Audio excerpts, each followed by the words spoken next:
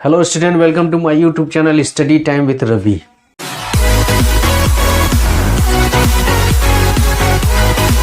मैं हूँ रविकांत पाल। यदि आप मेरे चैनल पर नए हैं तो मेरे चैनल को सब्सक्राइब करें और मेरी वीडियो को लाइक शेयर और उस पर कमेंट करें। नई वीडियो के नोटिफिकेशन के लिए बेल आइकन जरूर दबाएं।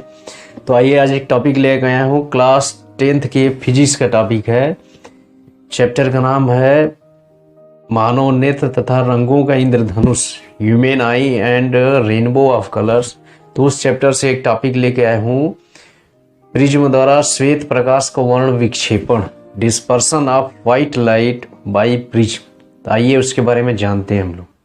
जब कोई प्रकाश किरण प्रिज्म पर गिरती है तो वह उससे अपवर्तन के पश्चात अपने मार्ग में विचलित हो जाती है और विचलन के साथ साथ वह सदैव आधार की तरफ झुक जाती है। ऐसा पिछले वीडियो में मैंने बताया था कि प्रिज्म द्वारा प्रकाश का जो अपवर्तन होता है उसमें अपवर्तन के साथ साथ विचलन होता है और सदैव वह प्रकाश किरण या अपवर्तित किरण प्रिज्म के आधार की तरफ झुक जाती है।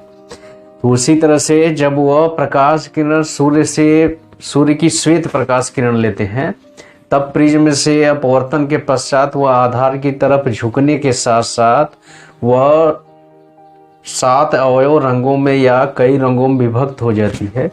तो उस क्रिया को कहा जाता है वर्ण विक्षेपण कहा जाता है। श्वेत प्रकाश का वर्ण विक्षेपण कहा जाता है। तो वर्ण विक्षेपण में मुख्यतः 7 रंग एक निश्चित क्रम में प्राप्त होते हैं। तो उस निश्चित क्रम को या रंगों के क्रम को कहा जाता है वर्ण क्रम या स्पेक्ट्रम कहते हैं। इंग्लिश में भी इसको स्पेक्ट्रम कहा जाता है। तो इस तरह से कह सकते हैं कि श्वेत प्रकाश की किरणों या प्रिज्म द्वारा श्वेत प्रकाश किरणों का अपने अवयव रंगों में विभक्त होने की क्रिया को वर्ण विक्षेपण कहा जाता है, डिस्पर्सन ऑफ लाइट कहा जाता है, प्रकाश का वर्ण विक्षेपण कहा जाता है। तो सबसे पहले सर्वप्रथम सन 1866 में वैज्ञानिक हैं sir Isaac Newton. Sir Isaac Newton ने देखा कि जब सूर्य से चलने वाली श्वेत प्रकाश किरणें लिया जाता है और उसको किसी प्रिज्म से गुजारा जाता है और दूसरी तरफ एक पर्दा लगते हैं तो पर्दे पर बहुत से रंगों की एक अविभक्तकारी या अस्पष्ट धब्बे दिखाई देते हैं, रंगों के कई। और उन रंगों में देखा जाता है कि एक सिरा बैंगनी रंग का दिखाई देता है, दूसरा लाल रंग का दिखाई देता है और उसमें तमाम रंग इस तरह से मिले रहते हैं या एक निश्चित क्रम में फैले रहते हैं कि किन्हीं 2 रंगों के बीच कोई भी विभक्तकारी रेखाएं नहीं खींच सकते हैं, अर्थात उन दोनों रंगों को अलग नहीं कर सकते। तो उसमें कई रंग दिखाई देते हैं जिनका नाम नहीं दे सकते हैं या उनके बारे में नहीं जाना जाता है, लेकिन उसमें कुछ मुख्य रंग ऐसे होते हैं जो पहचाने जाते हैं, जिनके बारे में सब लोग जानते हैं। तो उसमें मुख्यतः 7 रंग पाए जाते हैं जिनका क्रम इस तरह से होता है। सबसे ऊपर लाल रंग होता है, नीचे बैंगनी रंग होता है। तो इसी को बोला जाता है वर्ण विक्षेपण कहा जाता है कि श्वेत प्रकाश किरण जिसमें से गुजरती है तो श्वेत प्रकाश किरणें 7 रंगों में विभक्त हो जाती है, मुख्यतः 7 रंगों में। तो यही क्रिया श्वेत प्रकाश का वर्ण विक्षेपण कहलाती है। अब ये जो रंग होते हैं वह एक निश्चित क्रम में प्राप्त होते हैं। तो इस निश्चित क्रम में जैसे सबसे नीचे वाला रंग होता है बैगनी, फिर उसके बाद जामुनी, फिर नीला, हरा, पीला, नारंगी, लाल। 3 रंगों के क्रम को अंग्रेजी के एक अक्षर द्वारा आसानी से याद रखा जा सकता है। उसका नाम है, अंग्रेजी का अक्षर है विबग्योर, विबग्योर, VIBGYOR। भी से यहाँ होता है वायलेट, वायलेट मीन्स बोलेंगे बैगनी, सबसे नीचे वाला रंग। आई से होता है इंडिगो, इंडिगो मीन्स होता है जामुनी रंग होता है। बी से होता है ब्लू, ब्लू फॉर नीला रंग होता है। जी से होता है ग्रीन, ग्रीन मीन्स हरा रंग उसमें हो जाएगा। वाई से येलो, येलो मीन्स पीला रंग हो जाएगा। ओ से ऑरेंज, ऑरेंज मीन्स नारंगी रंग हो जाएगा। और आर से हो जाएगा रेड, रेड मीन्स लाल रंग हो जाएगा। तो ये नीचे से ऊपर की तरफ ये निश्चित क्रम में पाए जाते हैं, जिसको हम लोग अंग्रेजी अक्षर विबग्योर से इस क्रम को आसानी से ज्ञात कर सकते हैं। तो इस तरह से देखा गया कि जो श्वेत प्रकाश है उसमें मुख्यतः 7 रंग पाए जाते हैं जिनका ये क्रम निर्धारित रहता है। अब ये जो सातों रंग होते हैं, सबसे ऊपर लाल रंग मिलता है, सबसे नीचे बैगनी रंग मिलता है। तो इसमें देखा जाता है कि ये जो सातों रंग होता है वे श्वेत श्वेत प्रकाश में पाया जाता है। तो हम लोग जानते हैं कि जो प्रकाश किरणें होती हैं, इन किरणों को दृश्य प्रकाश कहते हैं, क्योंकि ये हमको दिखाई देती है, विजुअल लाइट इसको बोला जाता है। तो दृश्य प्रकाश में ये 7 रंग पाए जाते हैं। सबसे ऊपर लाल रंग और सबसे नीचे बैगनी रंग पाया जाता है। और इनकी तरंग दैर्ध्य क्रम से लाल रंग की तरंग दैर्ध्य सबसे अधिक होती है और क्रमशः बैगनी रंग तक आते आते घटती जाती है। और उनका जो प्रसार होता है तरंग दैर्ध्य का, वो होता है 3900 से लेके 7800 एंगस्ट्रॉम होता है। 3900 से लेके 7800 एंगस्ट्रॉम होता है। यानी लाल रंग की तरंग दैर्ध्य 7800 से शुरू होगी, उसके बाद उसका मान घटते घटते सबका रंग का मान, तरंग दैर्ध्य का मान घटता जाएगा। बैगनी रंग के लिए 3900 से या 4000 के करीब 4000 एंगस्ट्रॉम तक होती है। तो ये इनके तरंग दैर्ध्यों का प्रसार होता है। लेकिन बाद में न्यूटन के बाद अन्य अन्वेषकों या प्रयोगों द्वारा सिद्ध हुआ कि ये जो श्वेत प्रकाश है, इसमें ये सातों रंग तक ही इनका वर्णक्रम सीमित नहीं है, बल्कि लाल रंग से ऊपर और बैगनी रंग से नीचे भी कई रंगों का प्रसार है इसमें। लेकिन वे रंग जो होते हैं नेत्र को दिखाई नहीं देते, अदृश्य किरणें होती हैं या इनविजिबल रेज इसको बोला जाता है। तो ये लाल रंग के जो ऊपर होता है किरण होता है, उसको बोला जाता है अवरक्त विकिरण कहा जाता है। अवरक्त विकिरण।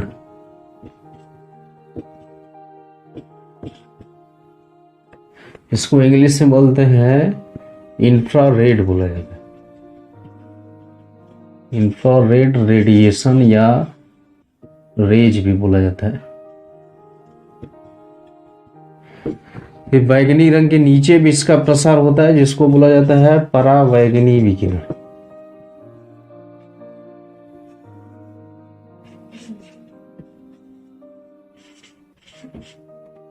इसको इंग्लिश में बोलते हैं अल्ट्रा वायलेट।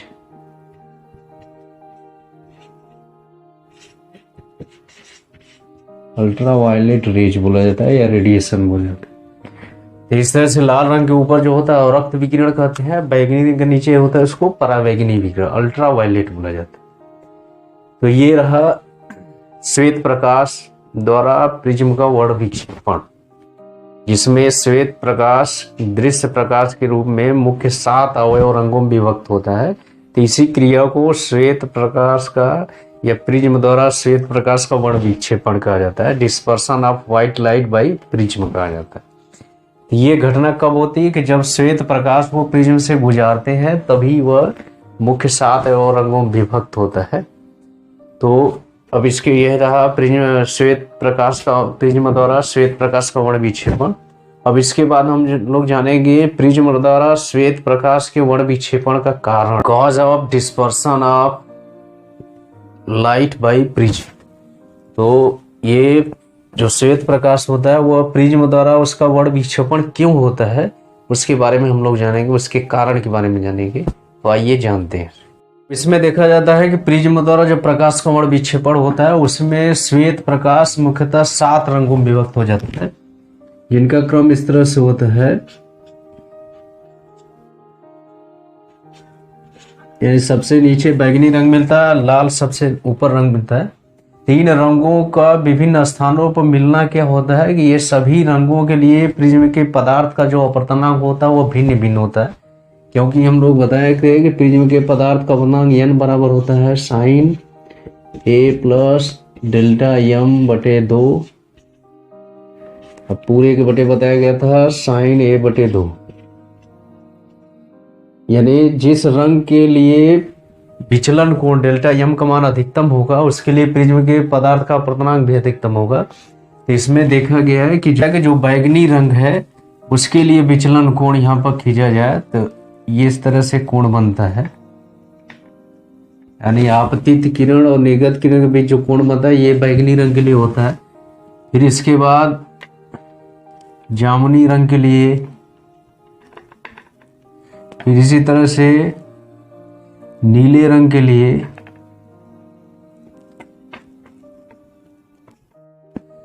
और लाल रंग के लिए देखा जाए तो इस तरह से मिलता है। यानी सबसे कम लाल रंग के लिए होगा, उसके बाद जैसे जैसे जाएंगे सभी रंगों के लिए विचलन कोण का मान बढ़ता जाता है। तो ये जब विचलन कोण का मान बढ़ता जाएगा यानी प्रकाश किरण की जो प्रारंभिक किरण है उसकी दिशा से जो विचलन होता है लाल रंग के लिए सबसे कम होगा और सभी रंगों के लिए बैगनी के लिए सबसे अधिक होगा। तो जिसके लिए डेल्टा एम का मान अधिक होगा उसके लिए उसके प्रिज्म के पदार्थ का अपवर्तनांक भी अधिक होगा, इसीलिए वह ज्यादा उसमें विचलन होता है। बैगनी रंग सबसे नीचे मिलता है और शेष रंग क्रम से इस तरह से और लाल रंग सबसे ऊपर मिलता है। तो इस तरह से स्पष्ट हुआ कि श्वेत प्रकाश में जो विभिन्न रंग होते हैं सभी रंगों के लिए प्रिज्म के पदार्थ का अपवर्तनांक भिन्न भिन्न होता है, इसीलिए उसमें विचलन भिन्न भिन्न होता है और सभी सातों रंग अलग अलग स्थानों पर प्राप्त होते हैं, यानी वर्ण विक्षेपण की घटना संभव होती है। तो यही इसका कारण है कि प्रिज्म द्वारा श्वेत प्रकाश के वर्ण विक्षेपण का कारण क्या है कि श्वेत प्रकाश में पाए जाने वाले सभी रंगों के लिए प्रिज्म के पदार्थ का अपवर्तनांक भिन्न भिन्न होता है। लाल रंग के लिए प्रिज्म के पदार्थ का अपवर्तनांक न्यूनतम होता है और बैगनी रंग के लिए अधिकतम होता है, इसीलिए लाल रंग में विचलन न्यूनतम होता है और बैगनी रंग में विचलन अधिकतम होता है। अर्थात बैगनी रंग सबसे लाल रंग सबसे ऊपर प्राप्त होगा, बैगनी रंग सबसे नीचे प्राप्त होता है। लेकिन जो आयताकार गुटका होता है, कांच का कोई आयताकार गुटका लेते हैं तो उसमें श्वेत प्रकाश का वर्ण विक्षेपण नहीं होता है। क्यों नहीं होता है उसके पीछे कारण इसमें है कि मान लीजिए कोई आयताकार गुटका है, आयताकार गुटका इस तरह से है,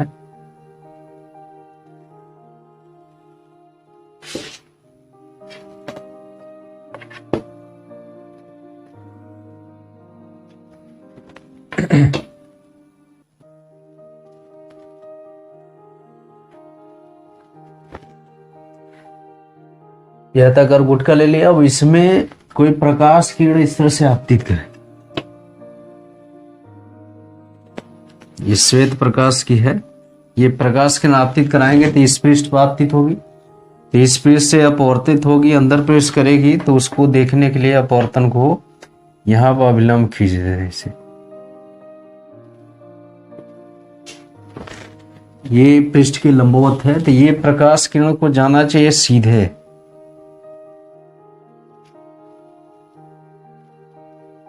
इस डैश डैश दिशा में आगे बढ़ना चाहिए, लेकिन ये प्रकाश किरण विरल से सघन में यानी रेयर से डेंसर में जा रही है तो अविलंब की ओर ये नॉर्मल की तरफ बेंड हो जाएगी, झुक जाएगी, झुकेगी तो इस तरह से होगी।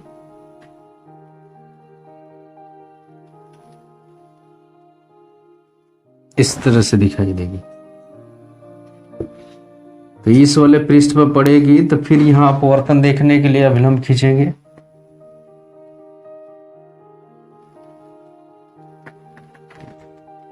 तो ये जो प्रकाश किरण होनी चाहिए ये सीधे जाना चाहिए,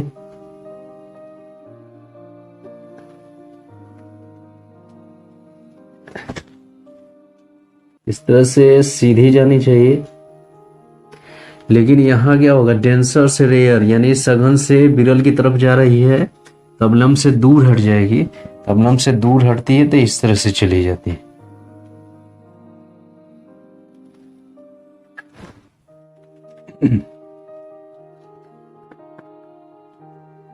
अवलंब से जब दूर हटती है तो ये इस तरह से चली जाती है, तो ये आपतित किरण हो गया, ये निर्गत किरण हो गई।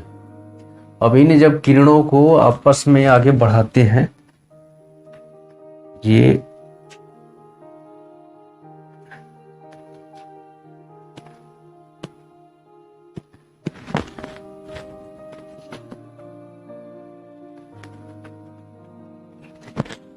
तो देखा जाता है कि जो आपतित किरण है ये इसको बोलते हैं आपतित किरण,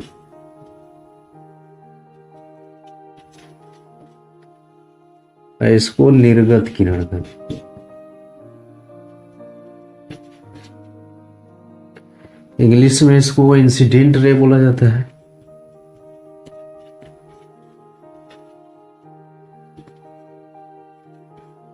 इसको बोलता है इमर्ज्ड रे।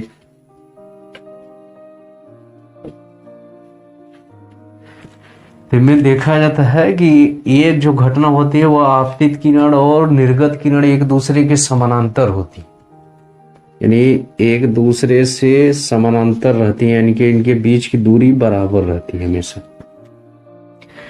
तब यहाँ कोई भी श्वेत प्रकाश लेंगे तो उसमें जो 7 रंग होंगे, सभी 7 रंग अपवर्तन के पश्चात एक दूसरे के समानांतर रहेंगे, यानी विचलन कोण शून्य होता है, बस केवल पार्श्वी विस्थापन होता है। पार्श्वी विस्थापन का मतलब एक दूसरे से कुछ दूरी पर ही समांतर होते हुए प्रकाश किरणें सब निकल जाएगी 7 रंग की। तो इसी को बोला जाता है पार्श्वी विस्थापन, लैटरल डिस्प्लेसमेंट बोला जाता है। तो पार्श्वी विस्थापन के कारण सभी 7 रंग एक दूसरे के समानांतर रहेंगे किरणों के रूप में और एक ही स्थान पर मिलेंगे, तो उनका जो सम्मिलित प्रभाव होता है या मिश्रित प्रभाव होता है वह सफेद रहता है, श्वेत ही रहता है। जब विचलन होता है एक दूसरे के सापेक्ष तो वह कई स्थानों पर, भिन्न भिन्न स्थानों पर प्राप्त होती, लेकिन इसमें विचलन नहीं होता है क्योंकि ये एक दूसरे के समानांतर होती हैं। तो समानांतर रेखाओं के बीच का कोण शून्य होता है, अर्थात यहाँ विचलन कोण शून्य होगा।